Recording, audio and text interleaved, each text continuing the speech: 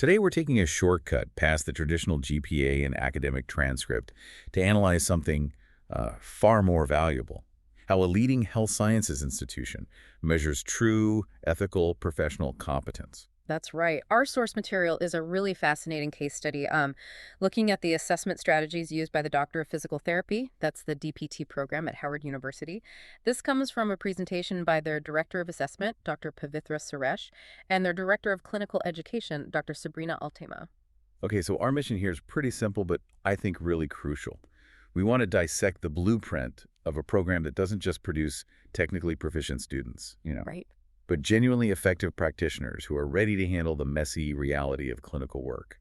How do you actually assess for things like confidence, ethics, and community commitment? Well, it really starts with their philosophy. At Howard, all 14 schools and colleges are governed by something called the Howard Annual Assessment Process, or HAP. Okay. And this is a very robust process, apparently covering every single program, academic and administrative, and it's designed specifically for continuous improvement based on student learning outcomes. Right, the SLOs. And just for anyone maybe not deep in the weeds of institutional assessment, those student learning outcomes, SLOs, are basically what the students should be able to do after a course or program. Yeah. Exactly. Yeah, it shifts the focus from just, did they pass the test to can they actually perform the function. What's really fascinating, I think, is that their philosophy actively rejects a compliance-first mentality. They're guided by 6 core pillars, but maybe 3 really stand out for how the DPT program works. Okay, let's dive into those distinctions then. The one that jumps out immediately is centering students in equity. That sounds like a powerful statement for an assessment process itself. It really is. It means they use assessment data not primarily to audit students or catch them out, but to enhance the institution itself, to ensure better outcomes and growth for their very diverse student body. It's framed as an internal improvement mechanism. Okay. And that sounds like it leads directly into the second pillar you mentioned: honoring community members' expertise. Precisely. The Central Assessment Office. They act strictly as consultants and supporters. They're not top-down regulators telling everyone what to do. The academic units, like the DPT program, they own their curriculum, and they lead the assessment themselves because, well, they're the experts on the ground. Right, they know their students and their field best. Exactly. And this unit-level ownership, it feeds right into the third key pillar: quality over compliance. Now, obviously, they have to meet accreditation requirements, middle states, and all that. Sure, that's a given. But they prioritize meaningful practice toward continuous improvement first. The other pillars they mention, things like transparency, collaboration, lifelong learning, those are really the sort of procedural infrastructure they use, like offering an assessment academy to make sure faculties are always learning how to assess better. Got it. So we have this bedrock, this infrastructure of continuous improvement through HAP. And that context is critical for understanding the DPT program itself. This is a CAPT accredited program, and it's achieving some pretty remarkable results. You mentioned a 94% average licensure passage rate for recent grads. Yeah, that's a strong number.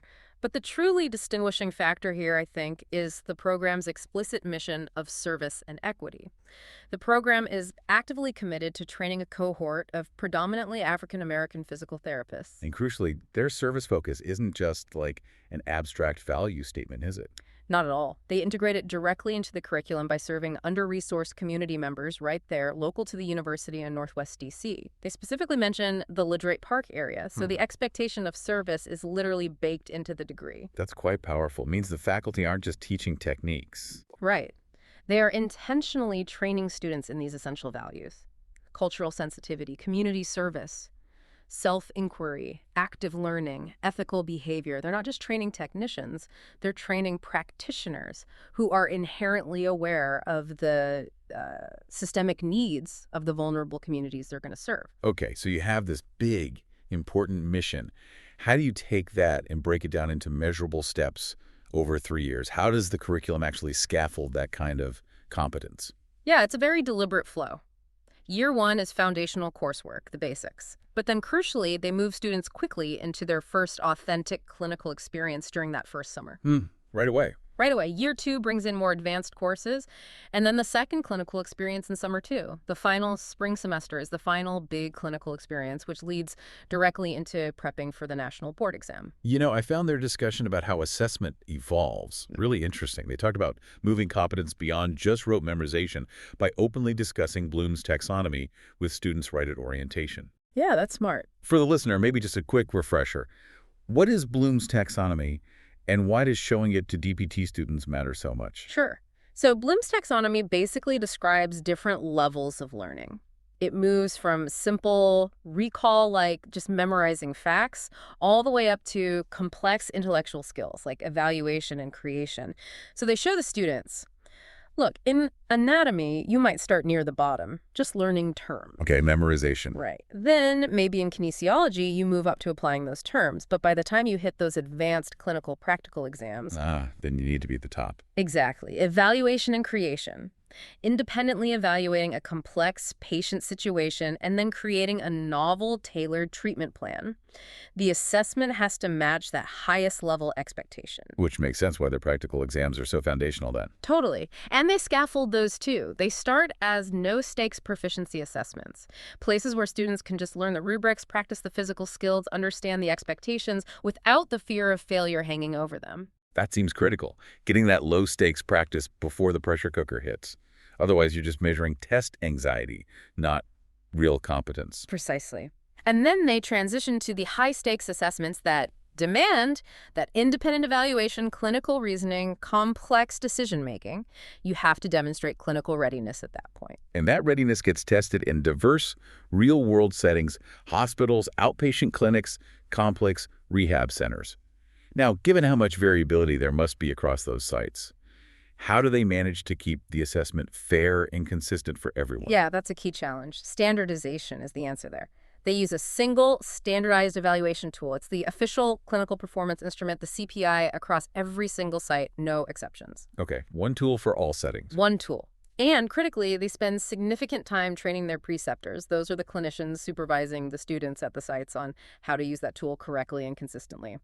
Plus site visits, ongoing dialogue between faculty, the director of clinical education, the student, the preceptor. It's a whole system.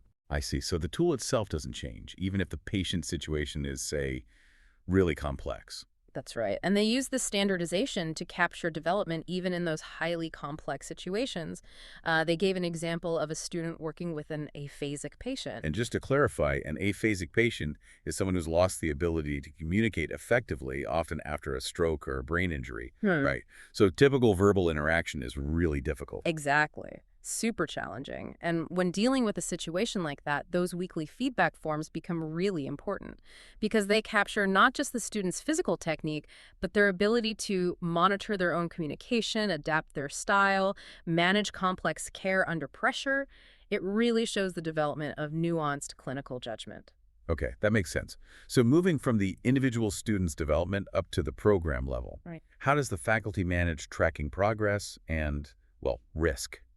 With so many moving parts, it must be tough to make sure no student slips through the cracks. They seem intensely proactive about it.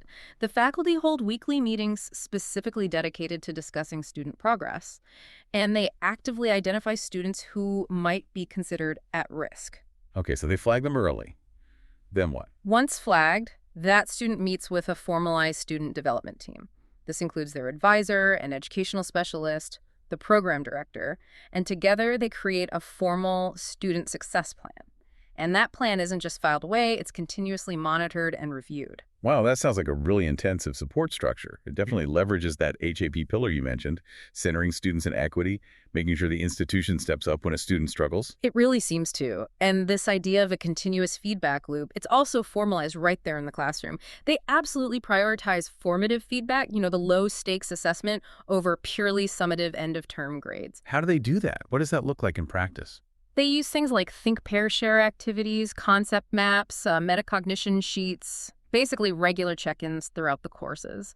So they give students honest feedback and, importantly, time to address any gaps before those big, high-stakes, comprehensive exams at the end of the semester. Exactly. And they mentioned something interesting. Students actually start asking for these low-stakes checkpoints. They realize these provide a much more accurate measure of where they actually stand clinically.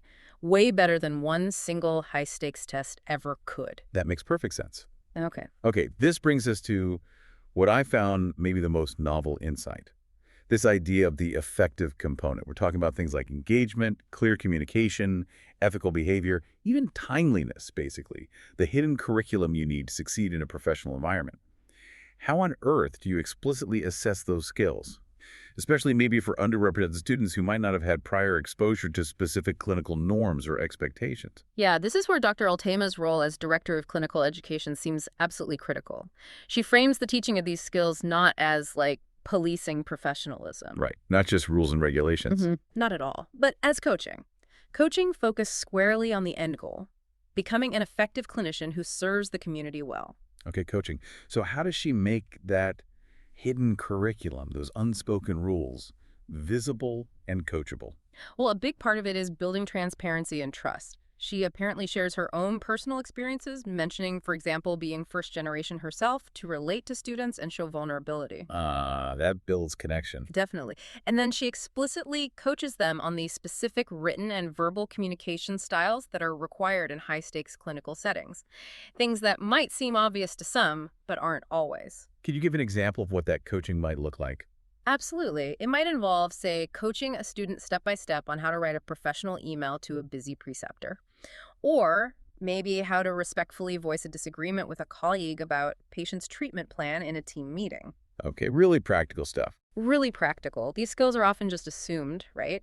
But she makes them an explicit part of the learning and the assessment process, recognizing that they are just as vital to patient success as knowing the right mobilization technique. That completely reframes the idea of competence, doesn't it?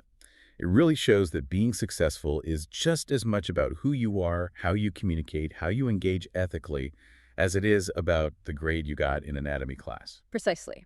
And if we zoom out one last time, maybe the core piece of wisdom they offered for anyone involved in educational assessment anywhere is achieving buy-in. Buy-in from whom? Faculty? Students? Everyone, faculty, staff, even the students themselves. Every piece of data, even a failure or a low score, has to be treated as an opportunity to improve the program. Fostering that appreciation for feedback, both giving it and receiving it constructively, ensures everyone is pulling towards that shared end goal. A competent, confident clinician ready to serve their community. What a, well, really powerful system of intentional assessment design. We've seen their deep commitment to transparency, the really methodical scaffolding of competence, moving from basic recall all the way up to complex clinical creation, and this powerful fusion of academic rigor with a deep-rooted mission of community service. Yeah, and the Howard T program really highlights that true competence isn't just defined by what a student memorizes or what technical skills they have. It's also about how effectively and ethically they engage with vulnerable populations.